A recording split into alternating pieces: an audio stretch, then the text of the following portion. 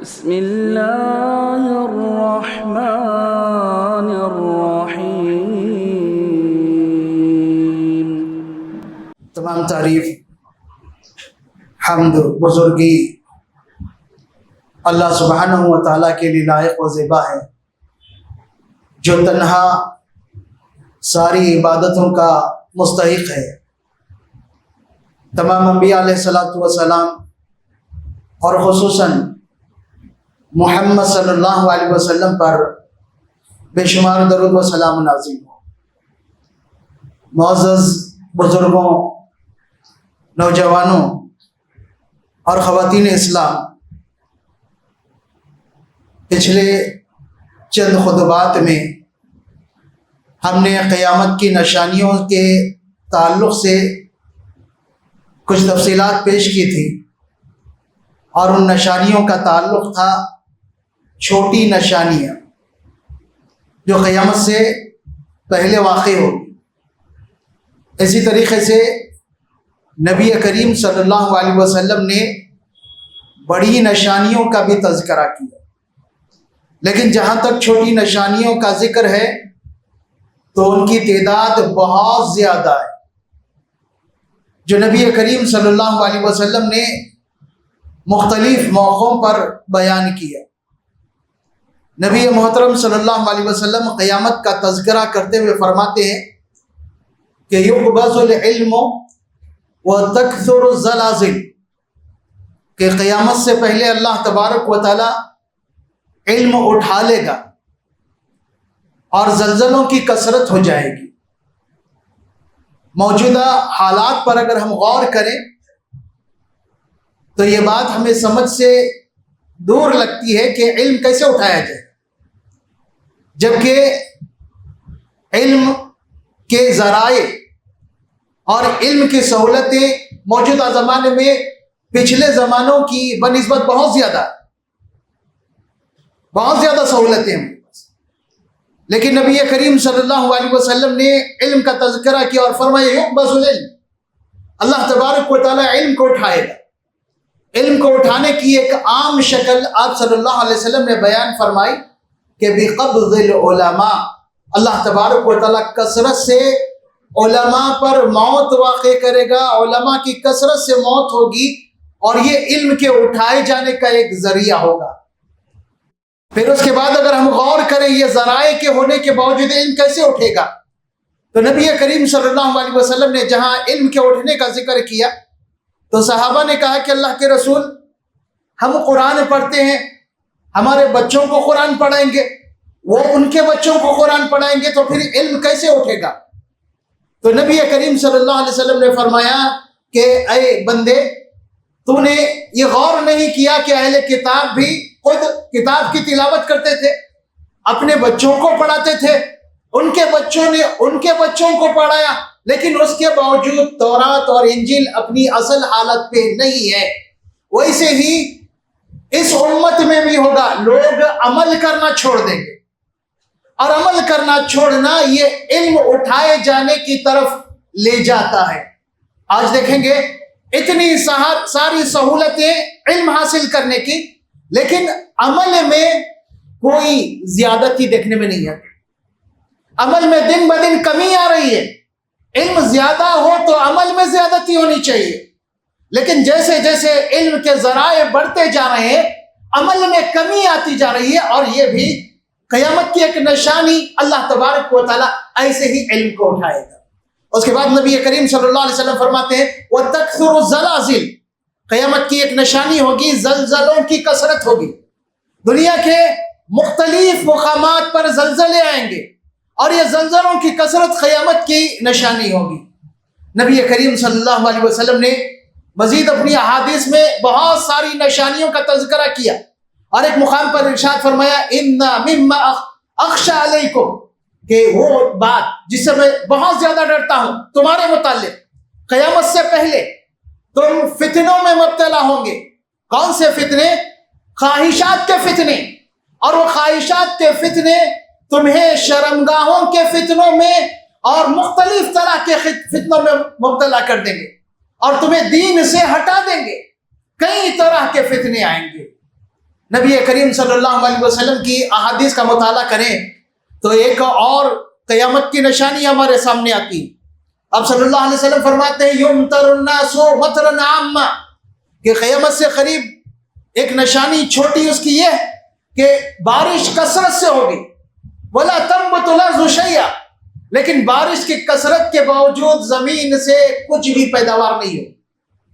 بارش بہت کثرت سے ہوگی لیکن کچھ بھی پیداوار نہیں ہوگی۔ اسی طریقے سے نبی کریم صلی اللہ علیہ وسلم کا ایک اور ارشاد کہ لا تتبعوا سنن من كان قبلكم حذو النعل بالنار، کہ قیامت سے قریب، قیامت سے پہلے تم تمہارے پہلے والے لوگوں کی پیروی کرو گے، بالکل برابر برابر، جس طرح دو جوتیاں برابر برابر ہوتی اسی طرح جیسے وہ کریں گے ویسے تم بھی کرو گے۔ حتی لو دخلوا جحر ضب لدخلتموہ، یہاں تک کہ اگر وہ کسی غار میں کسی چھوٹے سے بل میں داخل ہو جائیں گے تو تم بھی ان کے پیچھے داخل ہو جاؤ گے، نتیجے کی پرواہ نہیں کرو گے، سوچیں گے نہیں کہ اس کا نتیجہ کیا ہو سکتا ہے۔ اور یہ چیز آج ہم دیکھ رہے ہیں کہ مسلمان اپنی تہذیب رکھتے ہوئے، اپنی تعلیمات رکھتے ہوئے غیروں کی تہذیب پر فخر ہے اور غیر اسلامی تہذیب کو اپنانے کو بڑا اچھا سمجھتے ہیں، بڑا اچھا سمجھتے ہیں۔ اپنی خود قرآن حدیث میں تعلیمات موجود ہیں، اپنی تعلیمات کی پرواہ نہیں۔ قرآن حدیث میں نبی کریم صلی اللہ علیہ وسلم کا اسوہ، نمونہ اور آئیڈیل موجود ہے، اس کی ہمیں پرواہ نہیں۔ ہمارے آئیڈیل یا تو کرکٹ کھلاڑی ہیں یا فلم اسٹار ہیں یا کوئی مشہور شخص، اسی کو ہم اپنا آئیڈیل سمجھتے ہیں اور اس کے جو بھی طرز عمل ہے اس کی کاپی کرنے کی کوشش کرتے ہیں۔ کسی نوجوان کو اگر سمجھائیں کہ ٹخنے سے نیچے پہننے سے اسلام منع کرتا ہے، وہ اس پر عمل کرنے کے لیے تیار نہیں ہوگا۔ اگر کل کوئی فلم ایکٹر کسی فلم میں اپنے کپڑے کو گھٹنے کے قریب، ٹخنے اور گھٹنے کے بیچ میں کر لے تو وہ اس کو خوشی خوشی عمل کرے گا، اس کو اپنا لے گا۔ سنت بتائی جائے، نبی کریم صلی اللہ علیہ وسلم کی حدیث بتائی جائے، اس پر عمل کرنے میں اسے دلچسپی نہیں، لیکن کوئی فلم اسٹار یا کوئی ایسی شخصیت جو مشہور ہو اس کی کاپی کرنے کے لیے وہ پوری طرح تیار ہے۔ نبی کریم صلی اللہ علیہ وسلم کی احادیث میں مزید بہت ساری نشانیاں ملتی ہے اور ان چھوٹی نشانیوں کا خاتمہ ہوگا مہدی کے ظہور سے۔ اور نبی کریم صلی اللہ علیہ وسلم نے قیامت کا جب تذکرہ آپ کے سامنے کیا گیا، حذیفہ بن اسید الانصاری الغفاری رضی اللہ تعالیٰ عنہ کہتے ہیں کہ ہم بات چیت میں مصروف تھے، نبی کریم صلی اللہ علیہ وسلم ہمارے پاس آئے اور آ کر آپ نے کہا کہ کس چیز کا ذکر کر رہے ہو؟ تو صحابہ نے کہا کہ اللہ کے رسول ہم قیامت کا ذکر کر رہے ہیں کہ قیامت کب واقع ہوگی۔ کیوں؟ قیامت کے تعلق سے اللہ تبارک و تعالیٰ نے واضح کر دیا وَيَسْأَلُونَكَ عَنِ السَّاعَةِ أَيَّانَ مُرْسَاهَا، کہ نبی صلی اللہ علیہ وسلم لوگ آپ سے سوال کرتے ہیں کہ قیامت کب واقع ہوگی، کب آئے گی قیامت؟ تو اللہ تبارک و تعالیٰ فرماتا ہے فِيمَا أَنْتَ مِنْ ذِكْرَاهَا، اے نبی صلی اللہ علیہ وسلم اس کے واقع ہونے کا علم آپ کو بھی نہیں دیا گیا، کب واقع ہوگی اس کا علم آپ کو بھی نہیں دیا گیا، بلکہ اس علم کی انتہا اللہ رب العالمین کے پاس ہی ہے، وہی جانتا ہے کب قیامت واقع ہوگی۔ تو حذیفہ رضی اللہ تعالیٰ عنہ کہتے ہیں ہم نے کہا کہ اللہ کے رسول ہم قیامت سے متعلق گفتگو کر رہے ہیں، تو نبی کریم صلی اللہ علیہ وسلم نے فرمایا کہ لن تقوم الساعة حتى تروا قبلها 10 آیات، کہ دیکھو قیامت اس وقت تک قائم نہیں ہوگی جب تک کہ تم 10 نشانیوں کو نہ دیکھ لیں۔ قیامت سے پہلے 10 نشانیاں جب تک پوری نہیں ہوگی تب تک قیامت واقع نہیں ہوگی۔ نبی محترم صلی اللہ علیہ وسلم نے ان نشانیوں کا تذکرہ کیا اور فرمایا الدابۃ، نشانی ایک یہ ہوگی کہ ایک جانور نکلے گا جو لوگوں سے بات کرے گا، لوگوں سے بات کرے گا، والدخان، اسی طریقے سے دھواں نکلے گا۔ اور اس کے بعد نبی کریم صلی اللہ علیہ وسلم فرماتے ہیں والدجال، دجال بھی خروج کرے گا، دجال بھی نکلے گا، اور ان کی تفصیل انشاءاللہ ہم آئندہ خطبات میں بیان کریں گے۔ اس کے بعد نبی اکرم صلی اللہ علیہ وسلم نے مزید فرمایا وطلوع الشمس من مغربها، سورج مشرق کے بجائے مغرب سے نکلے گا، مغرب سے نکلے گا سورج۔ اور اس کے بعد ونزول عیسیٰ ابن مریم، عیسیٰ ابن مریم نازل کیے جائیں گے۔ اور اس کے بعد نبی اکرم صلی اللہ علیہ وسلم فرماتے ہیں یاجوج ماجوج، اللہ تبارک و تعالیٰ اسی وقت یاجوج ماجوج کو بھی ظاہر کرے گا اور ان کی تفصیل بھی آگے آئے گی۔ اس کے بعد نبی کریم صلی اللہ علیہ وسلم نے فرمایا کہ 3 اور نشانیاں ہوگی، اللہ تبارک و تعالیٰ لوگوں کو زمین میں دھسائے گا۔ یہ واقعہ ایک مشرق میں پیش آئے گا، ایک مغرب میں، اور تیسرا جزیرۃ العرب میں۔ اور پھر آخری نشانی آپ نے بیان فرمائی، نار تخرج من الیمن، کہ آگ نکلے گی جو یمن سے شروع ہوگی اور وہ آگ لوگوں کو ہانک کر لے کر جائے گی۔ ان کی تفصیل آگے ہم بیان کریں گے۔ تو نبی کریم صلی اللہ علیہ وسلم نے اپنی اس ایک حدیث میں 10 نشانیوں کا تذکرہ کیا، اور یاد رہے یہ 10 قیامت کی بڑی نشانیاں ہیں، قیامت کی بڑی نشانیاں ہیں۔ اب سوال یہ ہے کیا ان کی ترتیب یہی ہے جو حدیث میں بیان کی گئی ہے؟ تو یاد رہے نبی کریم صلی اللہ علیہ وسلم نے یہاں پر ترتیب سے بیان نہیں کیا، بلکہ دیگر احادیث کو ہم دیکھتے ہیں تو یہ پتہ چلتا ہے کہ ان کی ترتیب کے بارے میں فیصلہ کرنا مشکل ہے، کیونکہ نبی کریم صلی اللہ علیہ وسلم کی احادیث ہم جب جوڑتے ہیں تو بہت ساری باتیں ہمارے سامنے آ جاتی ہے۔ اور ایک چیز ذہن میں رہے، نبی کریم صلی اللہ علیہ وسلم نے ارشاد فرمایا الآیات خضرات کنظام فی سلک، کہ قیامت کی یہ نشانیاں یہ موتیوں کی طرح ہے، دانوں کی طرح ہے جسے کسی دھاگے میں پرا دیا گیا ہو، جیسے مالا یا تسبیح ہوتی ہے، جب اس کو توڑ دیا جائے وہ ٹوٹ جائے تو پھر اس کے بعد دانے اور مالے سے وہ موتیاں ایک کے بعد ایک فوری نکلنے لگتی ہے۔ ویسے ہی یہ نشانیاں ہوگی، ایک نشانی ختم ہونے سے پہلے دوسری نشانی، وہ نشانی ختم ہونے سے اس کے بعد اور نشانی۔ تو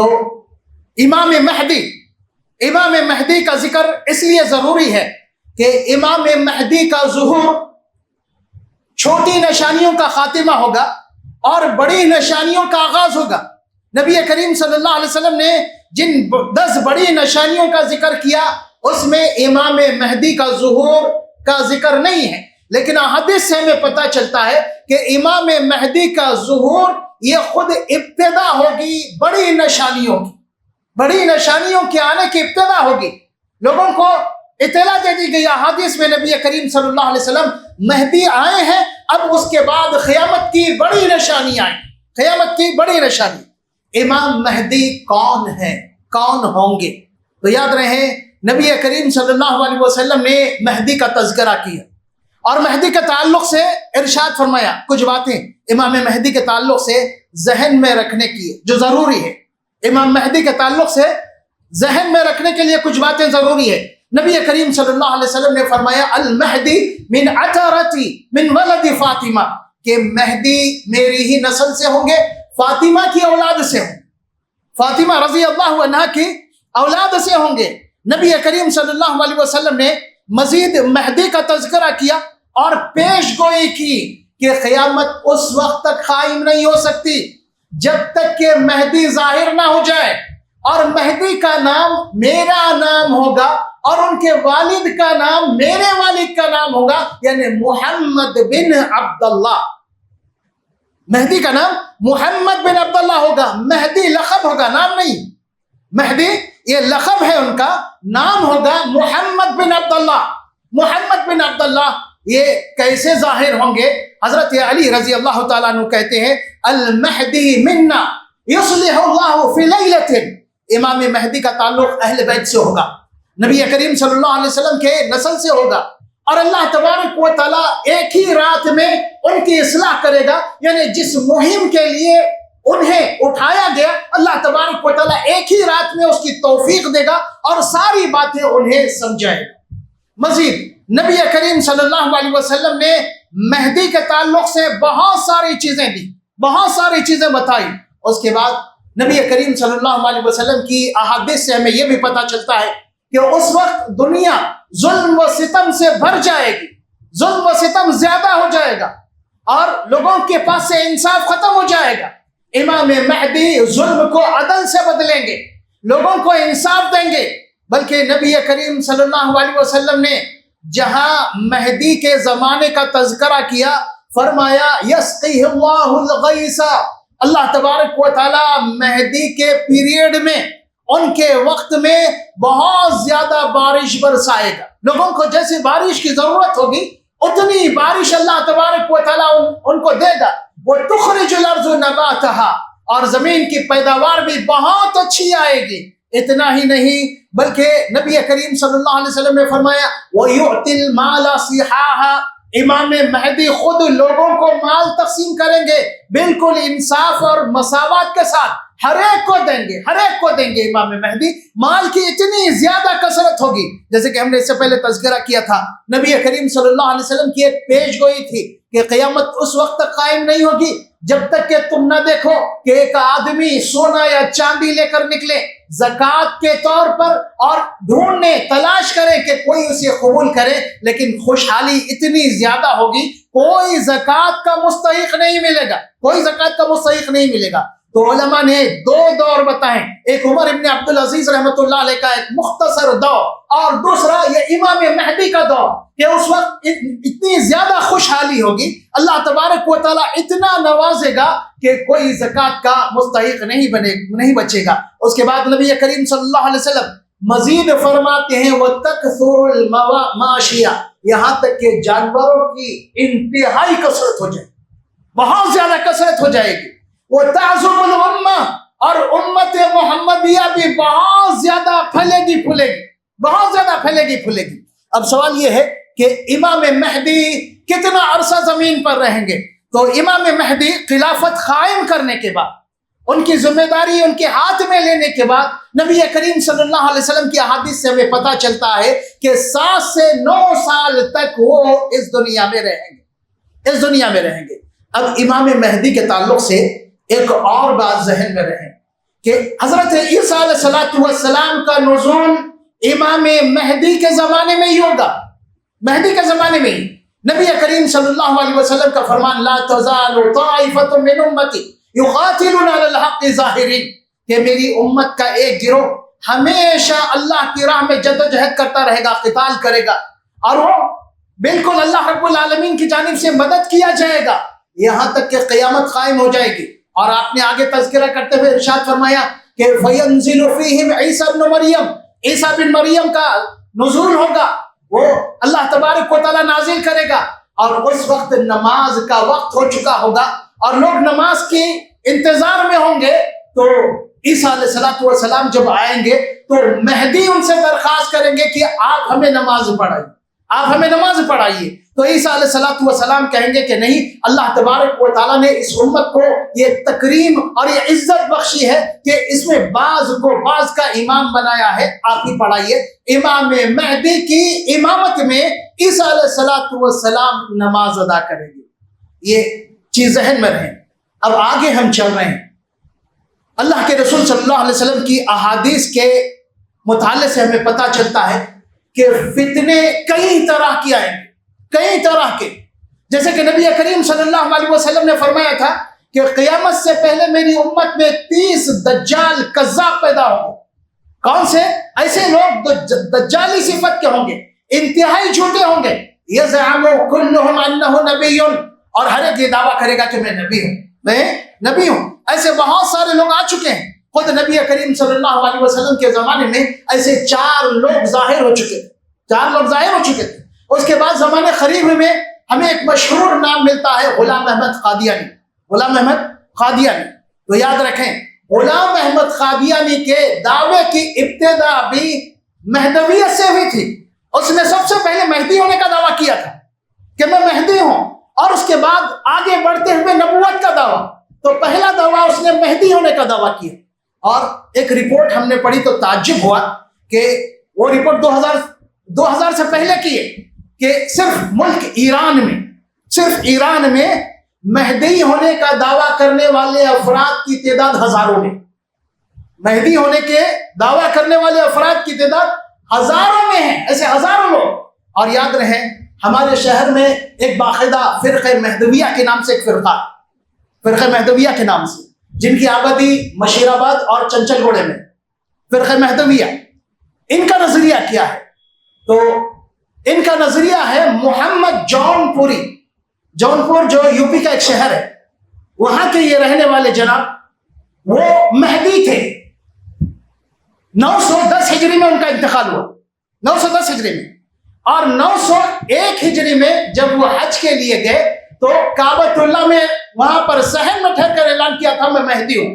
اس کے بعد علماء نے ان کا تعاقب کیا اور انہیں اسلام سے خارج قرار دیا، انہیں اسلام سے خارج قرار دیا، اور ان کے افکار اور ان کے نظریات بالکل باطل ہیں. جو محمد جون پوری کو انبیاء علیہ الصلوۃ والسلام سے افضل مانتے ہیں سوائے محمد صلی اللہ علیہ وسلم کے، اور بھی بہت سارے باطل افکار اور باطل نظریات ہیں جس کی وجہ سے علماء نے ان کا رد کیا اور انہیں اسلام سے خارج قرار دیا. تو یہ محمد جون پوری تھے جو 910 ہجری میں انتقال کی، 910 ہجری میں ان کا انتقال ہو گیا. اور پھر یہی فرقہ پھولا اور پھلا بلوچستان پاکستان میں، اور وہیں مہدیویت کو ماننے والے پھلتے پھولتے گئے. ان میں ایک اور شخص پیدا ہوا، محمد اٹکی. وہ آدمی بھی محمد جون پوری کی تعلیمات پر عمل کر رہا تھا، اور پھر 977 میں اس نے خود مہدی ہونے کا دعویٰ کیا، خود اس نے دعویٰ کر دیا کہ میں مہدی ہوں. اور پھر اس کے بعد اس نے اپنا الگ گروہ، اپنی الگ جماعت بنائی جو ذکری جماعت کے نام سے آج بھی معروف ہے.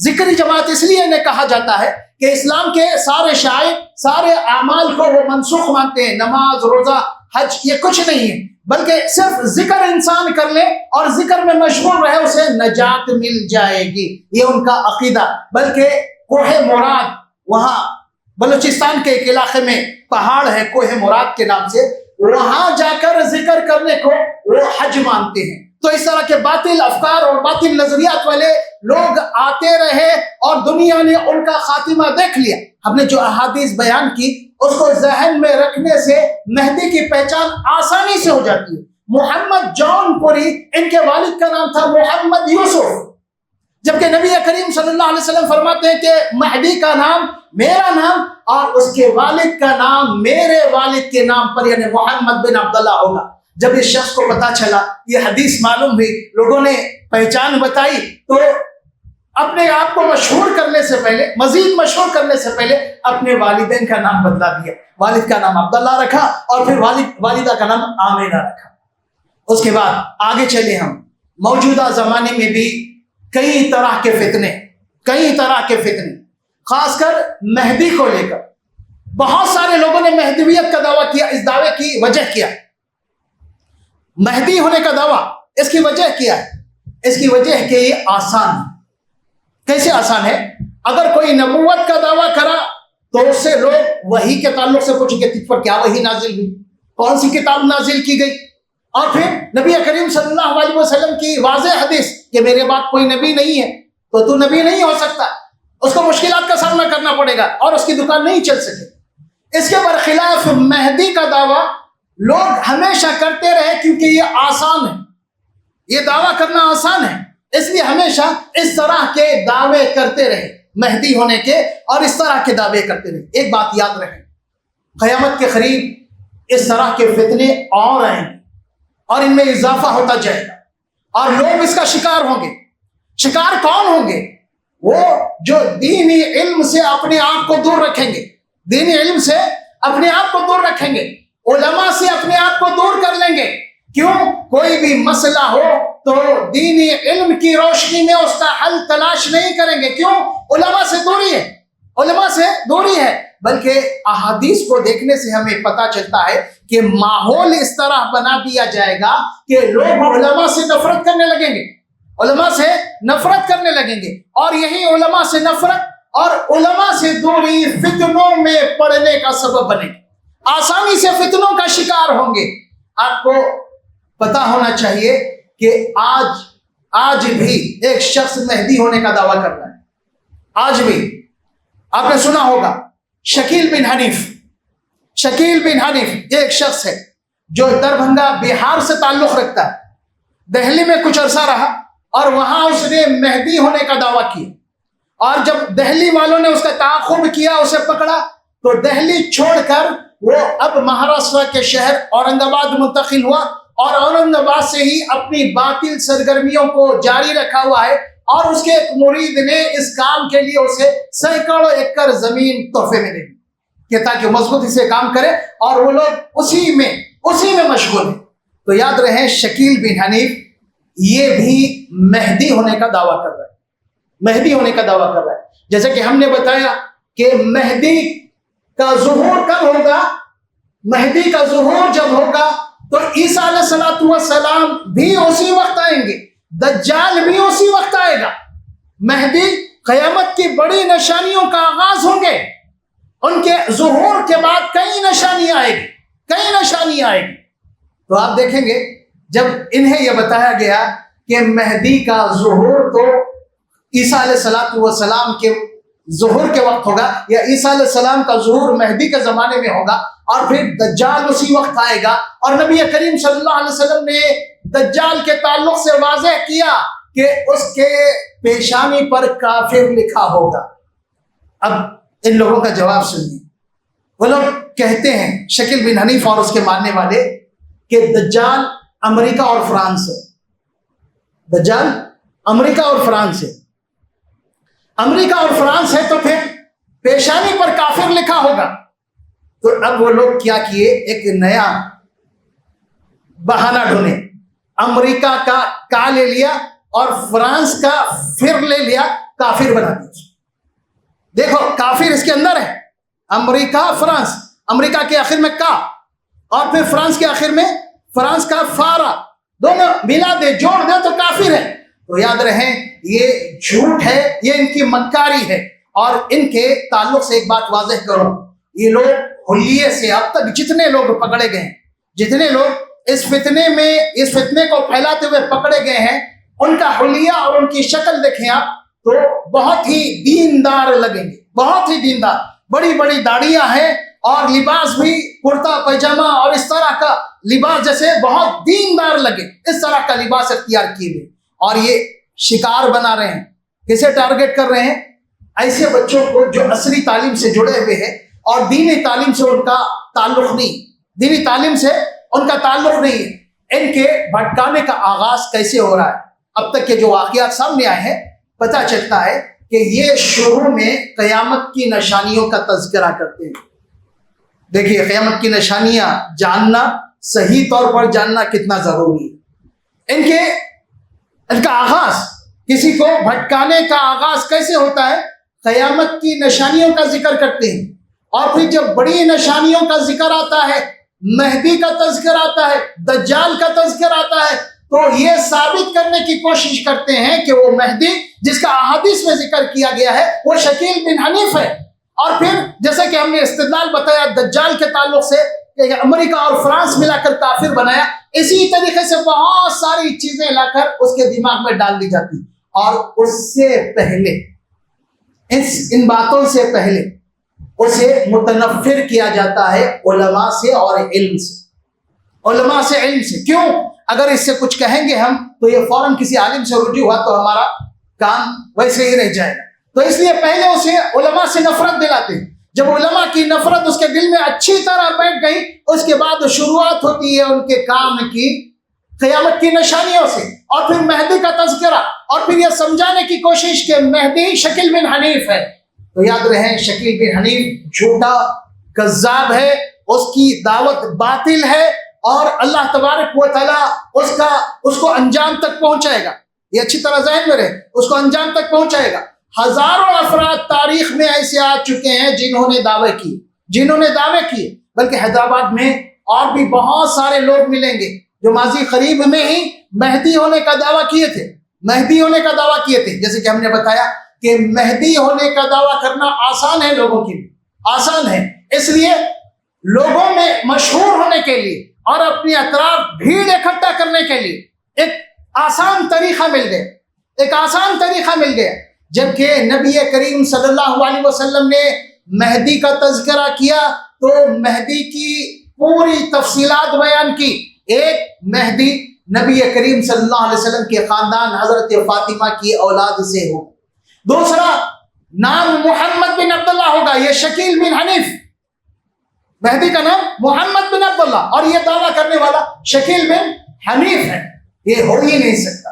پھر نبی کریم صلی اللہ علیہ وسلم نے مزید مہدی کے تعلق سے فرمایا کہ مہدی کے زمانے میں انتہائی خوشحالی ہوگی اور لوگ بہت ہی اچھی حالت میں ہوں گے، بہت ہی اچھی حالت میں. جیسے کہ ہم نے بتایا کہ خود امام مہدی لوگوں میں مال تقسیم کریں گے، مال تقسیم کریں گے ان کی ضروریات کے مطابق عدل و انصاف کے ذریعے. اور پھر امام مہدی کے زمانے میں ہی اللہ تبارک و تعالیٰ اچھی طرح بارش برسائے گا، زمین کی پیداوار بہت زیادہ ہو جائے گی، اور پھر جانور بھی بہت زیادہ ہو جائیں گے، اور پھر امت محمدیہ بھی بہت زیادہ پھیل جائے گی. تعظم الامہ، امت محمدیہ بڑی عظیم ہو جائے گی، بہت زیادہ ہو جائے گی، جس سے اندازہ ہوتا ہے کہ امت محمدیہ کی تعداد میں، ان کی تعداد میں، ان کی آبادی میں اللہ تبارک و تعالیٰ بہت زیادہ اضافہ کرے گا، بہت زیادہ اضافہ کرے گا. تو اس طرح کے فتنے آتے رہیں گے.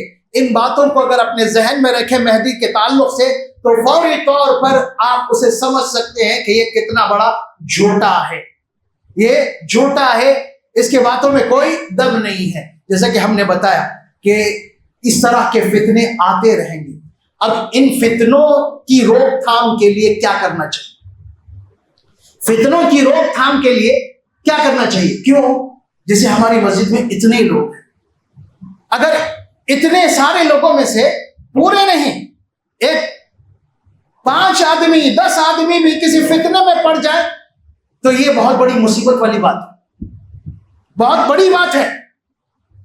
کیوں؟ وہ 5-10 آدمی دوسروں کے فتنے کا سبب بنیں گے، دوسروں کے بگاڑ کا سبب بنیں گے. تو اس لیے کیا کرنا چاہیے؟ اس کے لیے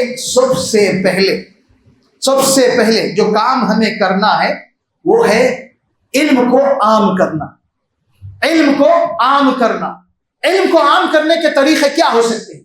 علم کو عام کرنے کے طریقے ایک تو خطبات جمعہ ہے، اور ہماری مصیبت یہ ہے کہ جمعہ میں لوگ آخر وقت جہاں خطبہ ختم ہوتا ہے وہاں پر آتے ہیں، اور پھر یہ خواہش ہوتی ہے جلد سے جلد خطبہ ختم ہو اور ہماری چھٹی ہو جائے، کہ جبکہ نصیحت کی باتیں اور ہمارے کام آنے والی باتیں، ایمان کو بچانے والی باتیں بیان کی جا رہی ہے، اس کی ہمیں کوئی پرواہ نہیں.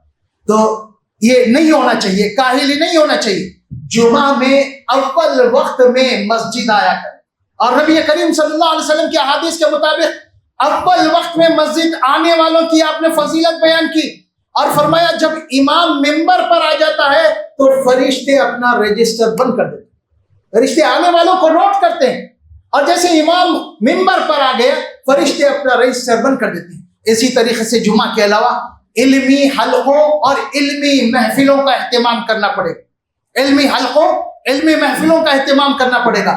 ہماری اس مسجد میں اور دیگر مساجد میں کئی اجتماعات چلتے ہیں، ہفتہ واری اجتماعات ہوتے ہیں، خصوصی دروس ہوتے ہیں، لیکن دیکھنے میں آتا ہے کہ لوگوں کو صرف کوئی دلچسپی نہیں، جبکہ یہ اللہ تبارک و تعالیٰ کی جانب سے ایک نعمت سمجھنا چاہیے، اس کو ایک نعمت سمجھنا چاہیے، اور زیادہ سے زیادہ اپنا تعلق علم سے اور علماء سے جوڑ کر رکھنا چاہیے، زیادہ سے زیادہ. اور پھر اس کے بعد ایک خاص کام جہاں نوجوان لڑکوں اور مردوں میں کام کرنے کی ضرورت ہے، ان کی تربیت کی ضرورت ہے، وہی عورتوں میں، خواتین میں اور نوجوان لڑکیوں میں شعور اور آگاہی پیدا کرنے کی ضرورت ہے. کیوں؟ مرد کے مقابلے میں عورتیں جلدی فتنے میں پڑ جاتی ہیں، جلدی متاثر ہو جاتی ہیں، اور جتنے بھی باطل تنظیمیں، جتنے بھی اسلام دشمن جتنے بھی تنظیمیں ہیں، وہ سب سے پہلے عورتوں کو ہی نشانہ بناتے ہیں، عورتوں کو نشانہ. اور سوشل میڈیا دیکھیں، سوشل میڈیا ہر طرف ہر چیز میں عورت کو آگے کیا جا رہا ہے. کیوں؟ وجہ کیا کہ اس کے ذریعے سے آسانی سے ہم بگاڑ پیدا کر سکتے ہیں. اس لیے نبی کریم صلی اللہ علیہ وسلم کا فرمان ہمیشہ ذہن میں رکھیں، ان الدنیا حلوۃ خضیرۃ وان اللہ مستخلفکم فیہا فینظر کیف تعملون. دنیا بڑی ہری بھری، بڑی خوشنما اور بہت میٹھی ہے، اللہ تبارک و تعالیٰ اس میں تمہیں آزمائے گا. کس چیز میں آزمائے گا؟ فینظر کیف تعملون، تمہارا عمل کیسے ہوگا اللہ تبارک و تعالیٰ دیکھے گا. اس کے بعد نبی کریم صلی اللہ علیہ وسلم نے خاص طور سے فرمایا فاتقوا الدنیا واتقوا النساء، کہ لوگوں دنیا سے بچو اور عورتوں کے فتنے سے بچو. کیوں؟ اس ذریعے سے بہت بڑا بگاڑ پیدا ہوگا، بہت بڑا بگاڑ. اس لیے عورتوں کی اصلاح کی جانب، ان کی دینی تعلیم و تربیت کی جانب زیادہ توجہ دینے کی ضرورت ہے، زیادہ توجہ دینے کی. اور ایک چیز یاد رہے عورت اگر دیندار بنے، اسلامی تعلیمات سے آراستہ ہو جائے تو بچوں کو آسانی سے وہ اسلامی تعلیمات منتقل کرے گی، اپنے سے بچوں میں منتقل کرے گی۔ ایسے کتنے علماء و محدثین گزرے ہیں جن کی تربیت ان کی ماں نے کی، ان کے والد کا بچپن میں انتقال ہو گیا۔ امام بخاری رحمۃ اللہ علیہ، صحیح بخاری کو قرآن کے بعد سب سے صحیح کتاب کہا جاتا ہے اور اس کا درجہ سب سے اونچا اور اعلیٰ ہے احادیث میں۔ امام بخاری کے والد کا انتقال بچپن میں ہی ہو، بچپن میں ہو۔ تربیت کس نے کی؟ ماں نے کی تربیت۔ امام بخاری کو امام بخاری کس نے بنایا؟ امام کس نے بنایا؟ امام المحدثین کس نے بنایا؟ ماں نے بنایا۔ ماں کی تربیت تھی جس کی وجہ سے اللہ تبارک و تعالیٰ نے انہیں قیامت تک آنے والے مسلمانوں کے لیے حدیث کے معاملے میں امام بنا، یہ امام المحدثین۔ تو یاد رہے عورتوں کی تربیت بہت ضروری ہے، اور عورتوں کی تربیت کے کئی طریقے ہو سکتے ہیں، بلکہ جتنے مساجد کے ذمہ داران ہیں ہر مسجد والوں کو چاہیے کہ اپنی مسجد سے جہاں مردوں کی تربیت کا کام کر رہے ہیں وہیں پر عورتوں کی تربیت پر بھی توجہ دیں، عورتوں کی تعلیم کے تعلق سے بھی سوچیں۔ جہاں اسکولوں میں دینی تعلیم کا انتظام کیا جا رہا ہے وہیں پر عورتوں کے لیے خصوصی تعلیم کا انتظام کیا جائے، یہ باتیں ضروری ہے۔ اگر ہم علم سے دور رہیں، علماء سے دور رہیں، تو اس طرح کے فتنے آتے رہیں گے، چاہے مہدویت کے نام پر آئے یا کوئی اور نام سے آئے، آسانی سے شکار ہو جائیں گے اگر علم سے دور ہوئے تو۔ اور نبی کریم صلی اللہ علیہ وسلم کی حدیث ہم نے جو ابھی بتائی کہ لا تتبعن سنن من کان قبلکم حذو النعل بالنار، کہ تم اپنے پہلے والوں کی پیروی کرو گے، یعنی یہود و نصارہ کی۔ کیسے؟ برابر جس طرح دو جوتیاں ہوتی ہے۔ کیوں پیروی کرنے کی وجہ کیا؟ علم سے دوری، علم سے دوری، علم نہ ہونا۔ اس واسطے ان کو اپنے لیے آئیڈیل بنا لیا، اپنے لیے نمونہ بنا لیا اور انہی کے پیچھے چل پڑے۔ آج حالات ویسے ہی ہیں، تو ضرورت اس بات کی ہے کہ ہم اپنے آپ کو بچائیں، اپنے بیوی بچوں کو بچائیں، اور عام مسلمانوں کے تعلق سے بھی فکر کریں کہ انہیں کیسے فتنوں سے بچایا جا سکتا ہے، اور اس کے لیے قیامت کی نشانیوں کا تذکرہ بھی ضروری ہے تاکہ ہمیں سمجھ میں آئے کہ کب کیا ہوگا اور کس طرح کے فتنے آتے رہیں گے۔ اللہ تبارک و تعالیٰ سے دعا ہے کہ اللہ تبارک و تعالیٰ ہمیں فتنوں سے محفوظ رکھیں، خالص کتاب و سنت پر عمل کرنے کی توفیق عطا فرمائے، ہر قسم کے بگاڑ سے اللہ رب العالمین ہماری حفاظت فرمائے۔ اقول قولی ھذا استغفر اللہ لی ولکم ولسائر المسلمین۔